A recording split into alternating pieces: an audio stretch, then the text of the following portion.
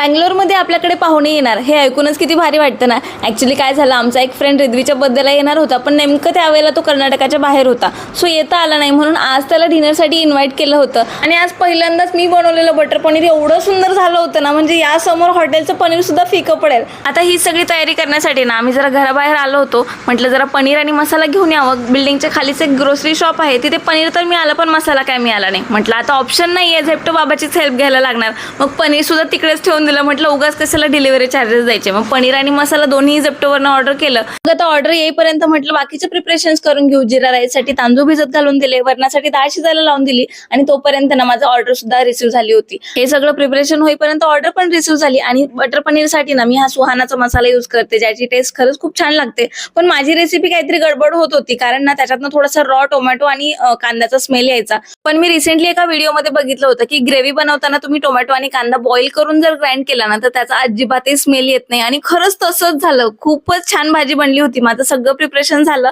तोपर्यंत विनय पण आला होता. आणि विनय अंकल रिद्वीचे खूपच फेवरेट बरं का. आणि हो, आम्हाला नेहमी सपोर्ट करणारा आणि आमच्या एका फोनवर आमच्यासाठी हजर राहणारा, आपण म्हणतो ना द चूजन फॅमिली, तर विनय आमच्यासाठी त्यातलाच एक. रिद्वीच्या बर्थडेला येता आला नाही म्हणून तो तिच्यासाठी 2-2 ड्रेस घेऊन आला होता. आणि रिद्वीला लेहंगा खूपच आवडतो, त्यामुळे ती एवढी खुश होती की बस. त्यानंतर आम्ही खूप वेळ गप्पा मारल्या. मग म्हटलं चला आता जेवायला बसूयात. मग गरम गरम मस्त खीर बनवली, कारण सगळं होतं, गोडधोडची कमी होती. मग शेवयाची खीरनी ती कमी पूर्ण केली. त्यानंतर मस्तपैकी जेवण झालं. आणि रिद्वीचे एवढे नाटकं सुरू होते ना की तुम्ही लोक गप्पा मारू नका, माझ्याकडे बघा, असं अटेन्शन ग्रॅब करण्याची तिचे कामं सुरू होते. त्यानंतर तिचा ड्रेस घालून बघितला, दोन्ही ड्रेस तिच्यावर अतिशय सुंदर दिसत होते.